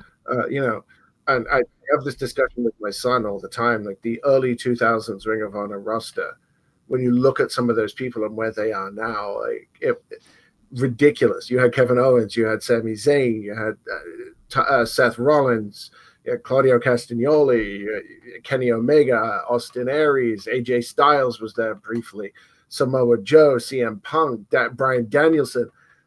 Are you kidding me? Like, you take that roster today. Yeah. It's just the company has history, and Tony Khan clearly knows that. There was an interesting point raised on the internet somewhere that saying calling it AEW Ring of Honor might help people care about it a bit. But the fact remains, you can't watch it for free. It adds a whole bunch of titles and complexity. And a lot of the people that appear on there aren't under contract. So you've got a bunch of guest stars who you can't really promote to any degree, showing up and having matches with your names that you're hoping will become something at some point. If I'm a wrestler on AEW's main roster and Tony Khan comes to me and says, hey, we're going to have you win the Ring of Honor Pure title, I'm expecting to be fired. It's like a demotion. Yeah. But I think they need something to help people get some reps in against experienced wrestlers. Yep. And they don't need an NXT where they're pulling people off the street or off college teams and teaching them how to wrestle. They need a place that's a finishing school almost. And that's what Ring of Honor should be. But also, it's very hard to get people to want to watch a finishing school. Yeah, for sure. Thus evolve. The chat has some thoughts on ROH. Ramen Noodle says, Bandito's awesome. He needs more clock as well. Crazy roster. I feel bad for TK. He will never be able to feed everybody. Kyle Fassel says, also, the ROH champ took a pin tonight. By the way, if you're an established world champion with credibility and you lose going into a title match to your challenger, that is a formula that's been tried and true for decades. Give hope to create a sense that a champion is in jeopardy. But this is a babyface champion who is not getting credible wins on TV, whose most high-profile appearance, you could argue, was getting pinned unceremoniously in a throwaway tag match. And you're saying tune in to see this as your main event on Friday. A guy who unceremoniously got pinned like he's just a guy in the mix. I don't know if I'd call it unceremonious. He got hit with the other guy's finish in the middle of the ring after a distraction. And as you correctly pointed out, the champion getting pinned by the challenger on the go-home show is common in wrestling. It doesn't normally diminish the champion in any way. I'd still think Takeshita's winning. I think that makes sense to have him go over to Japan with the title. My issue is Bandito just doesn't have enough, not goodwill, but credibility built up in front of a Dynamite audience to lose to a guy's finisher, distraction or not, or whatever. Like, it makes it seem like, oh, you have a jobber as your world champion. Like, no, people aren't thinking it's a formula. They're not, but they're also not shocked because you just don't see Bandito enough to have a strong enough opinion that, wow, this is a big deal. He just got pinned. It's like, it just came across to me as it's a guy with another belt who was he was the Queen Aminata of the match, the one who was going to lose. Like, and they didn't make a big enough deal out of it either. Like, if you're going to have your world champion lose, you kind of want to draw attention to it or don't do it. You're by hedging and not making a big deal out of it, you're not getting anything out. You're not getting as much out of it, but there's the built-in negative, which is a guy who doesn't win on TV much and people haven't seen his journey really. Now just saw him lose, and I'll argue unceremoniously in the sense that they just moved on. It was just a random match on a show with random wrestlers. Let's see. San Francisco Niner Fan 23 says AW needs to keep ROH and AEW apart. Yeah. Tony does for the most part. I mean, he is sensitive to it. You know, he's told people, oh, AEW, people don't like when I had ROH as a big part of the show, but I don't think he realizes having ROH part of the show but drawing less attention to it still makes it part of the show and annoying. And Chris J says, is ROH even being streamed? I don't think it was mentioned. Not that we need some more wrestling to watch this weekend. I mean, that's the thing. He's in a bind. I don't think Tony thinks he should be promoting something that isn't a Warner Brother Discovery property and confusing the marketplace. So it kind of puts it out there. And I think it was with Rich yesterday. I said on the flagship, I think he thinks the people who are the potential ROH audience are going to know how to find it. So he doesn't need to upset the apple cart with plugs overtly telling people where to watch something that isn't, makes Dynamite feel like an infomercial for a side project. And I think he's sensitive to that, but it doesn't mean it's working. But I guess I get my guess of what I figure his rationale is. I think you might give him a little bit too much credit there. Because yes, people will find it, but he's shown that he's not willing to cater to people who aren't as invested as he is.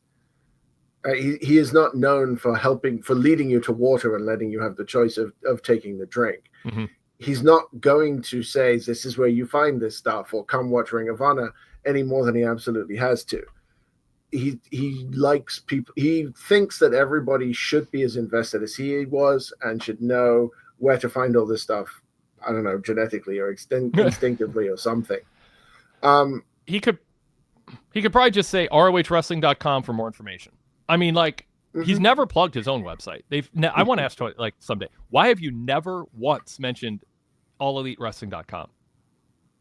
Like, yeah. I mean, I know he thinks it's all social media oriented, but it's like some people just want to go somewhere and find it and not scroll for 2 hours. Jason Paul talks about that.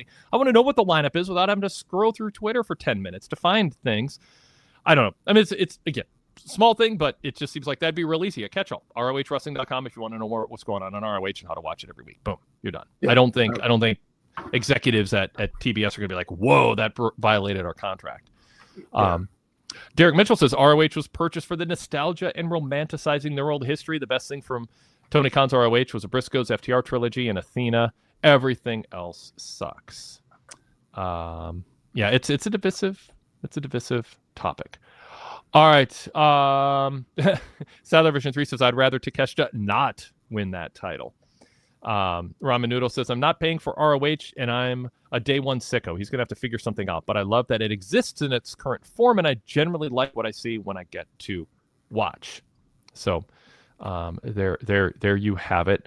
And encourage you, we do have Houston writing the ROH hits and misses column at PWTorch.com. So you want to kind of keep up on what's happening and get an opinion on it. Houston Road doing a nice job with those reports at PWTorch.com every week. Let's see. Ramen Noodle adds, TK can't be making too much streaming behind a paywall. I think he should just stream it for free on YouTube and get the goodwill, but it's not my money. Kyle Fassel says, I'm with you, Wade. I'm not on social media much. I'm not. Yeah. I mean, just serve everybody. It's easy and it is free. Niners fan says a little graphic about Honor Club with the RV code would work. Fanblast says, correct me if I'm wrong, Wade, but I read somewhere that when Tony purchased ROH, it was with the promise that he'd keep it going. I had not heard that, but I'm not advocating not keeping it going. I'm advocating present it and frame it to the audience in a way where it has a chance to seem relevant and succeed, and also keep it separate from AEW more. I think that most people would vote for not having even more titles show up on AEW TV out of context, but it's a way to sneak in a plug for the ROH special events. Okay, yeah.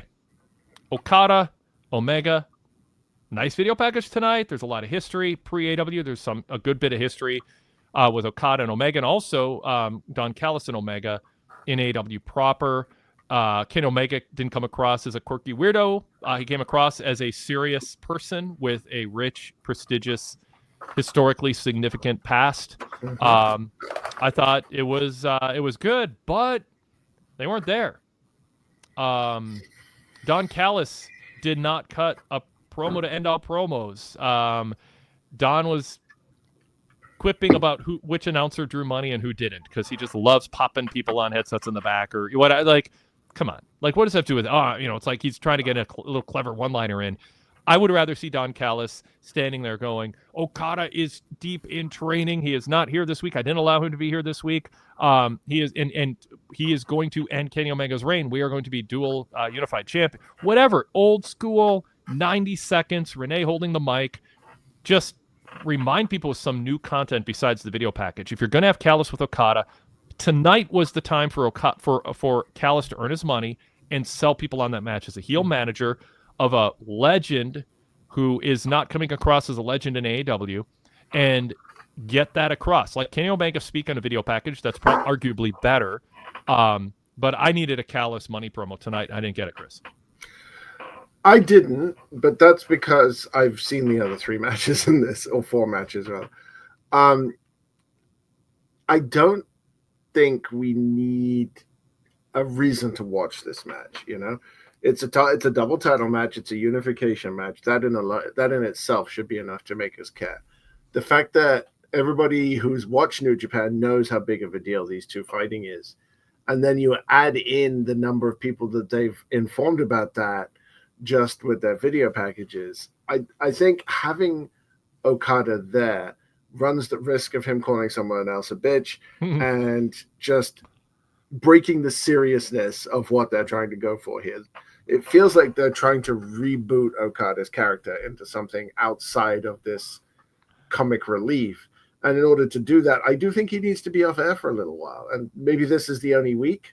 We'll see him this weekend. The match will almost definitely be an absolute classic. And then Omega set the bar low in that Observer interview. I can barely get out of bed. I mean, practically, he said. So, I don't know. I mean, I watched Wrestle Kingdom. He can still do it. I think you overrated his performance at Wrestle Kingdom. I thought you're entitled. That was a correct opinion. That was a walk and brawl, covering up. I knew I was going to get a reaction from that.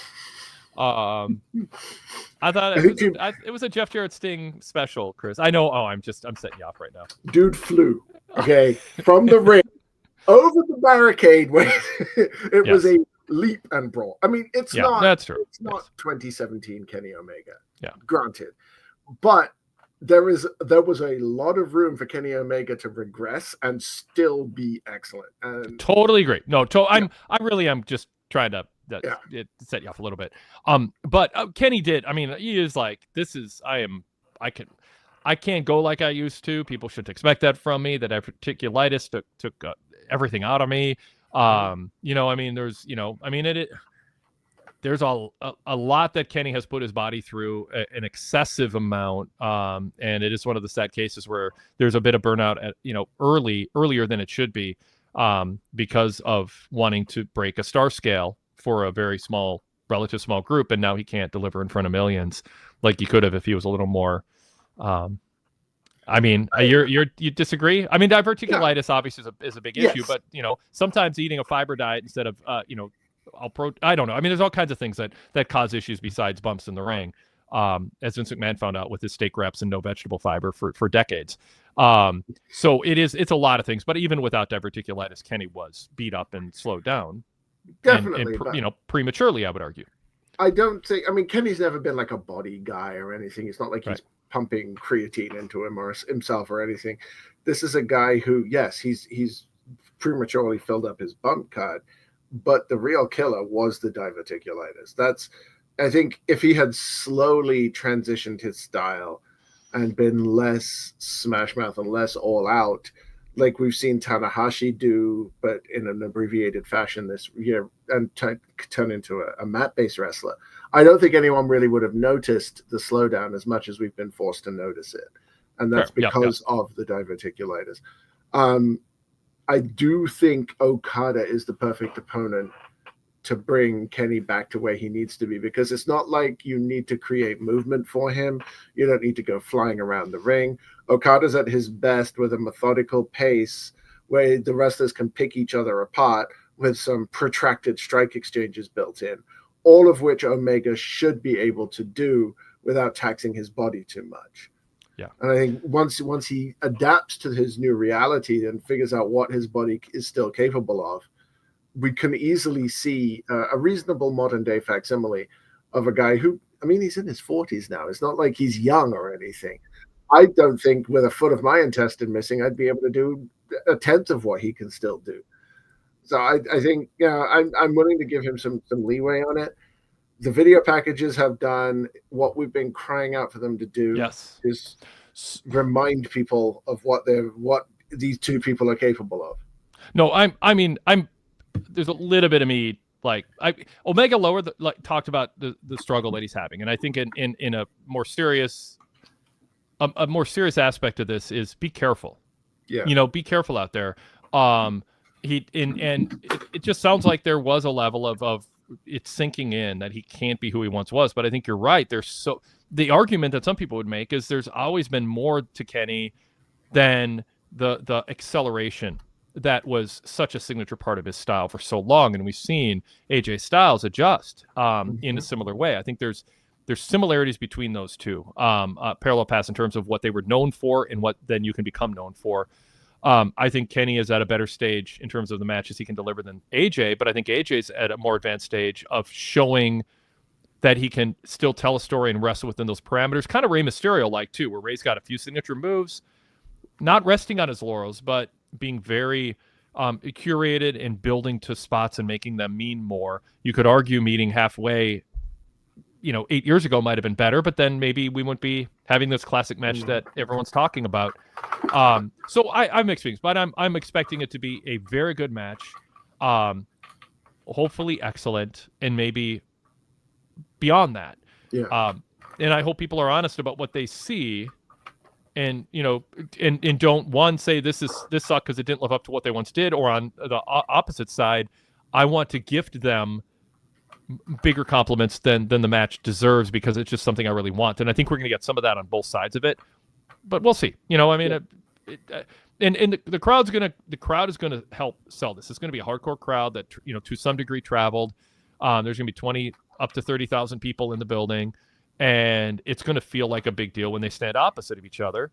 And it's cool that it's happening. And I think, lamenting that Kenny and Okada weren't here is saying you want a few extra nights of Kenny and Okada not sleeping in their own beds and getting sleep, getting good nutrition and all that. I mean, I kind of in a sense, just whatever works for them, especially Kenny, to be in the mental and physical state he needs to be to pull off the best match he can have. Because I'm sure he's feeling pressure. I'm sure there's a lot going through his head, and you can tell there's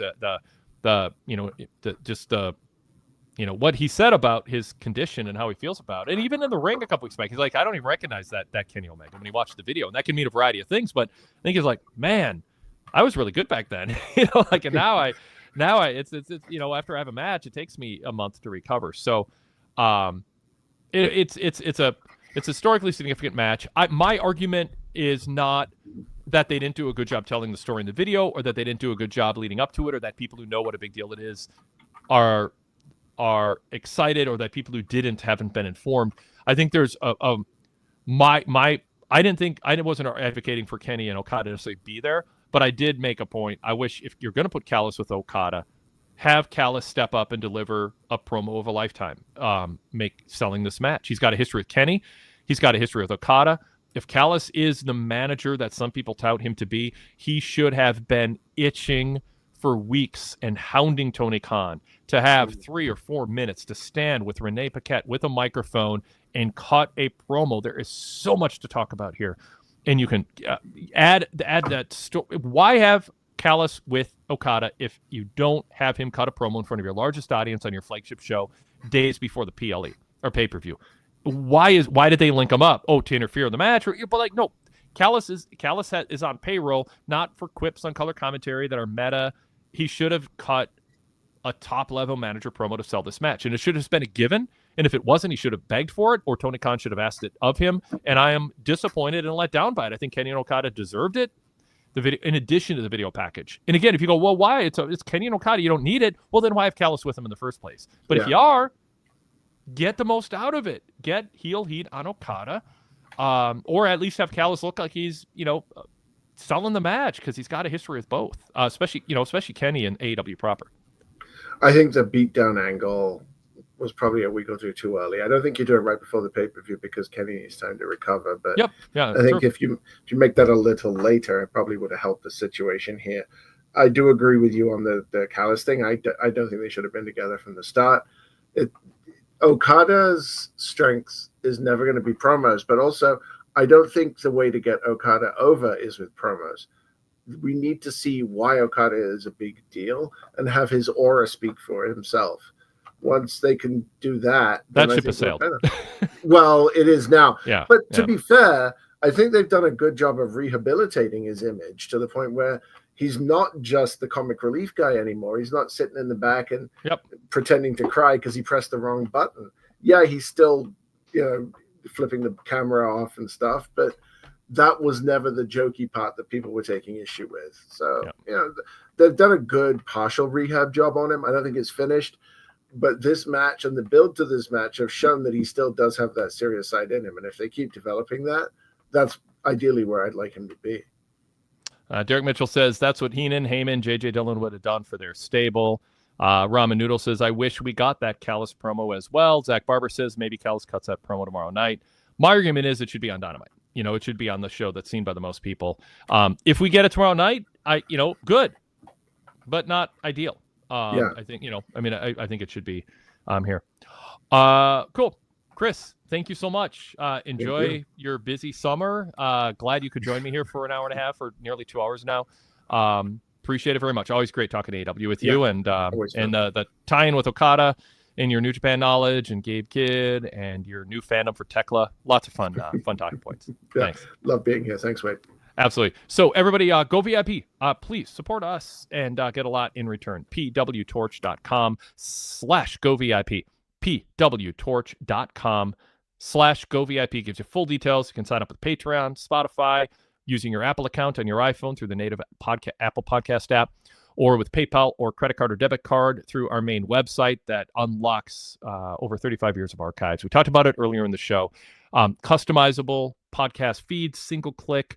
Sign up to podcast apps, no advanced settings or passwords to enter. We've got a really slick system set up. And with a full VIP membership, you can customize your podcast feed. So individual shows or clusters of shows are in separate feeds. So you can, for instance, sign up for the VIP or post pay-per-view roundtables and have scroll through our past pay-per-view roundtables. Our PWTorch VIP podcast vault is something you can save up for a long car ride or when you're in the mood or when there's a down week on current events in wrestling and catch up on some of our 18 years ago shows. That includes currently the Chris Benoit coverage that we are proud of, as difficult as it was to immerse ourselves in that coverage during that time because it was so tragic. So check it out. We appreciate it, everybody. And spread the word. Like the show, subscribe to this show, comment below if you're watching us on YouTube, and whatever podcast app you're listening to us on, a 5-star rating is much appreciated. Thanks again, everybody. And we'll talk to you later in the week. And of course, on the VIP side of things, I'll be hosting roundtables this weekend, and we'll have some form of post shows after some of these events still to be announced as we schedule them.